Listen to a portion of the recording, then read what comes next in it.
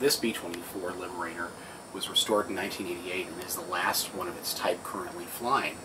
The area that you see up here is the cockpit section and the radio operators section.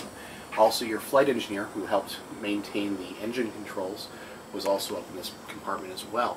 The top turret above was one of the protection devices. This aircraft had 12 machine gun emplacements throughout the aircraft, all 50 caliber machine guns, and the machine guns were used to protect the aircraft from enemy fighter aircraft intercepting the aircraft over to targeted areas over Germany and over Japan. Well, Japanese controlled islands in the South Pacific.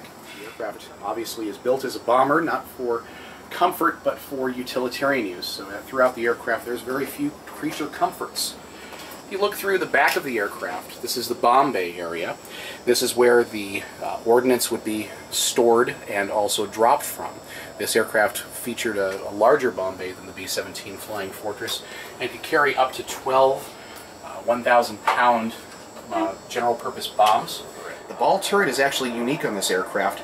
It is a rotating 360-degree turret that had 250 caliber machine guns on it, and the gunner would actually scrunch up like a baby in the fetal position inside the turret. The turret was lowered underneath the fuselage and would be used to protect all areas underneath the aircraft. Also back here are the machine gun emplacements for the waist gunners.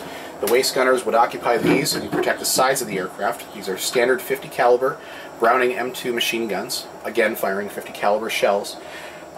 These would be fired out through these open windows. Now keep in mind that during missions, these aircraft would fly at about 30,000 feet.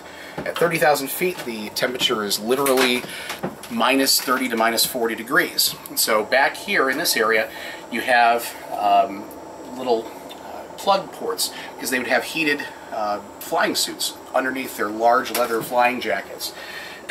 They were obviously very cold. If you kept your gloves off for only a couple of minutes, you could easily freeze to the guns. You have the tail turret. This was the loneliest place on the aircraft. It was used to protect the entire tail of the aircraft, which was a very vulnerable position. A lot of enemy fighters were definitely faster than this aircraft were, so they would commonly attack from the rear. The Emerson-powered turret in the back of the B-24 Liberator was very fast and was very effective against enemy fighters. It provides a great range of view and also range of radius of fire around it. It could go basically 270 degrees to either side. And it was one of the best parts about the B-24 Liberator.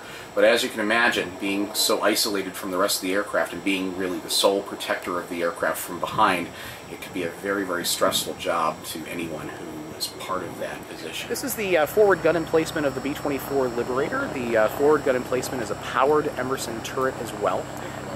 It was the only protective method for protecting the front of the aircraft. And unlike the B-17 Flying Fortress, which has that large bubble nose on it, the B-24 Liberator's position for the bombardier is only that small sliver of glass underneath the turret. The Norden bomb sight was inside that area, but it had very, very little room inside. You had to occupy it with your navigator up front as well, so it literally gave you only a little speck of space to fit inside.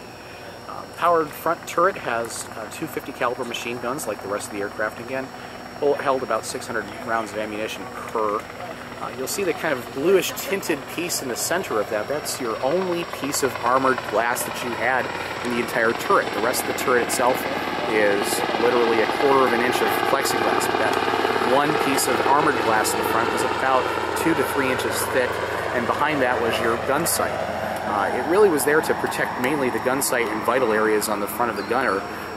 The rest of the turret was pretty much exposed to fire as needed. So, the Liberator features 4 Pratt & Whitney R1830 radial engines, again air-cooled engines.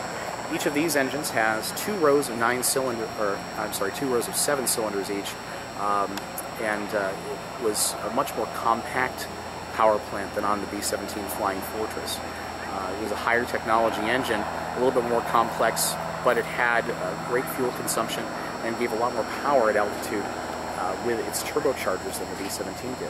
The B-24 could traditionally fly longer missions, and it carried more weight than the B-17 did, making it an improvement over the B-17's work.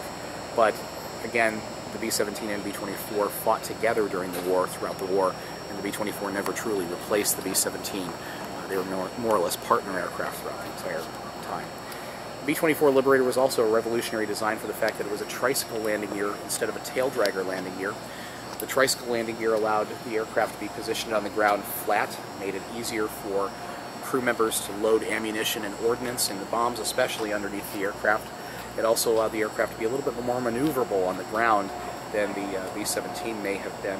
However, this aircraft, unlike modern tricycle gear aircraft, does not have a steerable nose wheel. Steering was only accomplished by alternate braking on the main landing gear and alternating engine power to turn it slightly. It's more or less a caster.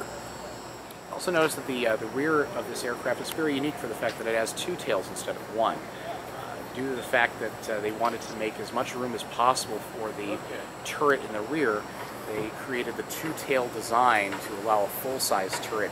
Unlike the B-17 that had a very, very small emplacement back there, it allowed them a lot more room to place this back here.